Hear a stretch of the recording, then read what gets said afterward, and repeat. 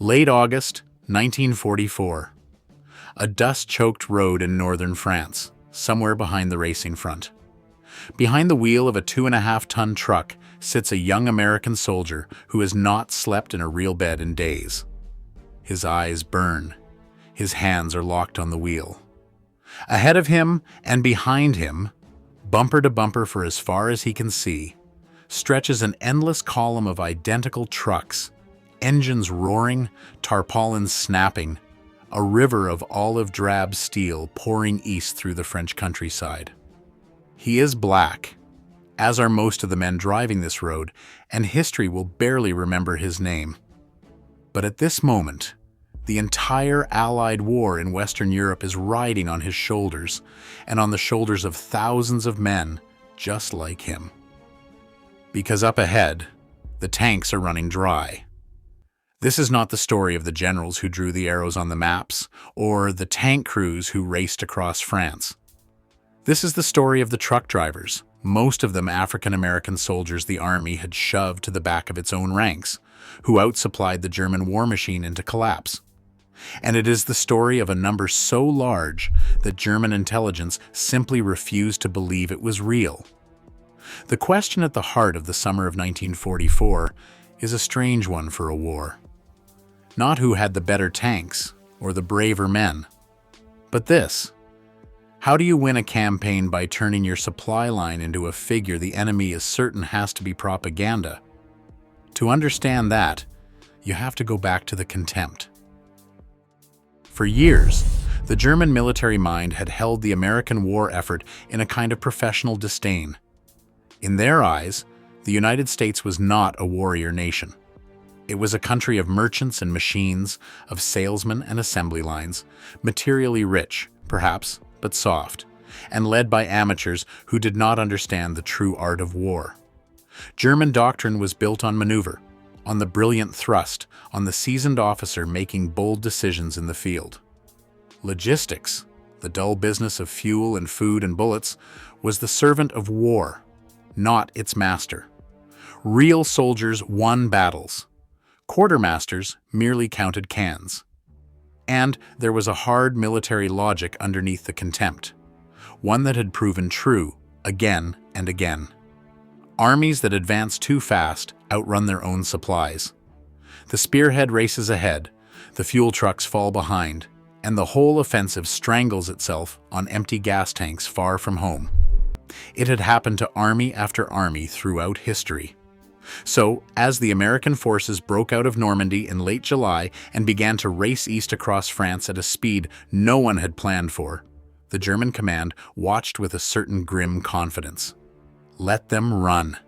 Let them stretch their lines to the breaking point. Sooner or later, the Americans would do what overreaching armies always did: sputter, stall, and stop, victims of their own momentum. And then, they would be vulnerable.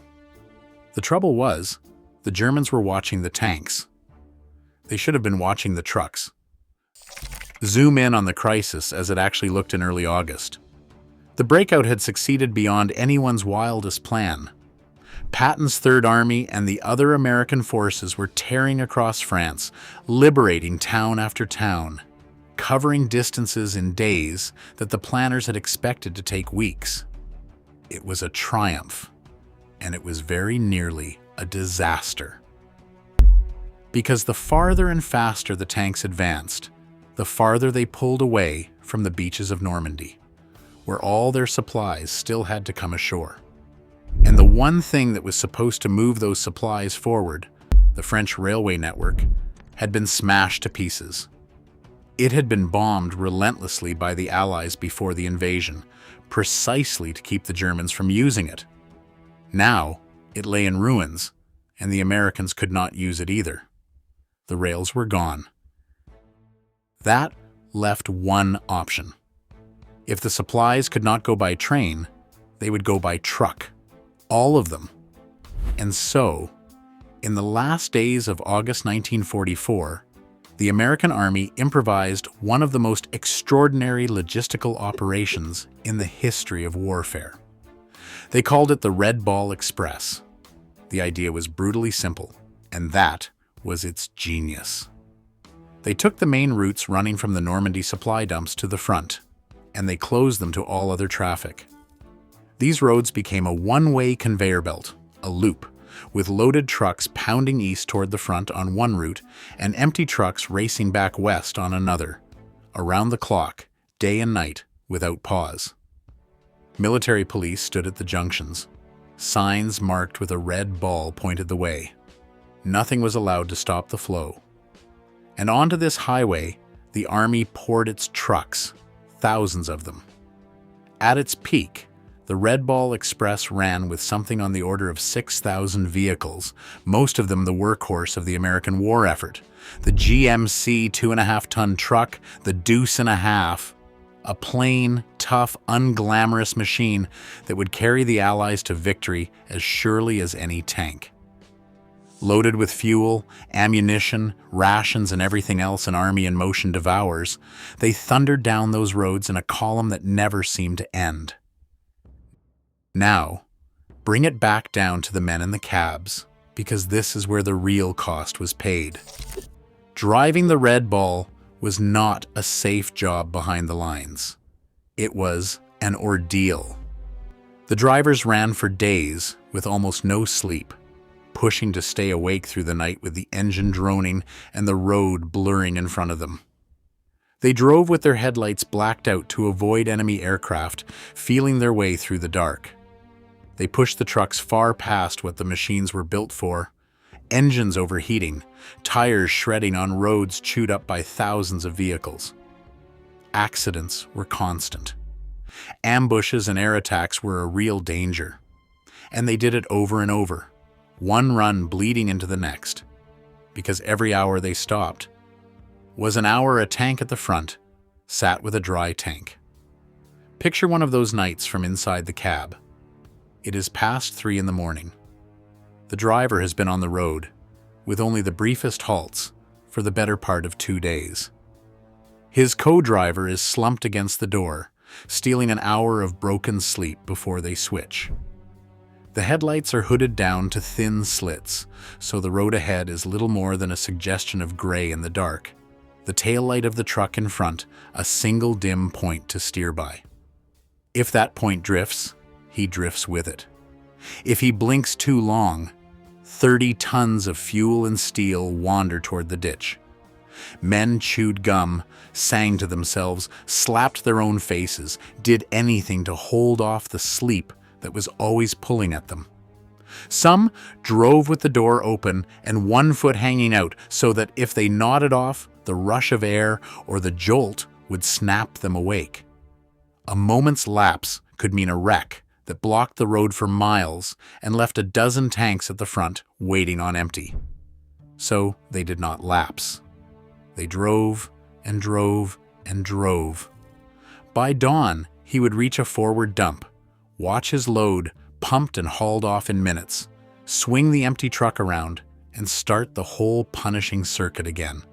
West on the return road, back to the beaches, reload, and east once more into the dark. There was no glory in it and no end to it. There was only the road and the knowledge that somewhere ahead a tank crew was counting the miles left in their fuel gauge, waiting for him. And here is the part of the story that America itself was slow to honor. Roughly 3/4 of the men driving the Red Ball Express were African American soldiers in a segregated army that had largely kept black servicemen out of frontline combat roles and shunted them into labor and supply units, treating them, too often, as second-class soldiers. In the uniform of a country that promised equality it did not deliver, it was these men who now carried the entire advance on their backs. They were not permitted, in that era, to be the heroes on the recruiting posters. But without them, the tanks stopped, the guns fell silent, and the great race across France died on the roadside. The spearhead got the glory. The men who fueled it got the exhaustion, the danger, and for a long time, the silence of the history books. At its height, This improvised truck highway was delivering staggering quantities of supply to the front on its best days, something in the range of 12,000 tons in a single day. 12,000 tons moved by road by tired men in overworked trucks, poured into the advancing armies day after day.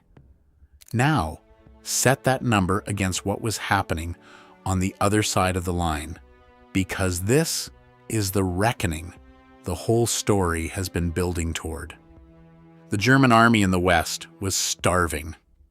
Their own supply system, battered by Allied air power and stretched thin, could barely keep their forces moving at all. German commanders struggled, at times, to scrape together a few hundred tons of fuel to move a single panzer army, the armored formations on which their entire way of war depended. Their tanks, some of the most fearsome machines on any battlefield, sat idle for want of gasoline, or were abandoned by their own crews at the roadside with empty tanks, machines worth a fortune left behind because there was nothing to put in them. The contrast was almost incomprehensible. On one side of the front, a nation was moving 12,000 tons a day by improvised truck convoy. On the other, an army counted every barrel. When reports of the American supply tonnage reached German intelligence officers, some of them reportedly refused to believe the figures. They assumed the numbers had to be exaggerated, Allied propaganda, inflated boasts, the kind of thing a rich enemy would invent to seem more powerful than it was. It simply did not fit within their understanding of what was possible. How could any army consume that much? How could any nation produce it, ship it across an ocean, land it on open beaches, and then push it hundreds of miles inland by road, all at once, without collapsing under its own weight? To the German professional, it sounded like a fantasy. But the hungry German soldier at the front learned the truth in the most personal way possible. When German units overran a hastily abandoned American position, they would find something that stopped them cold.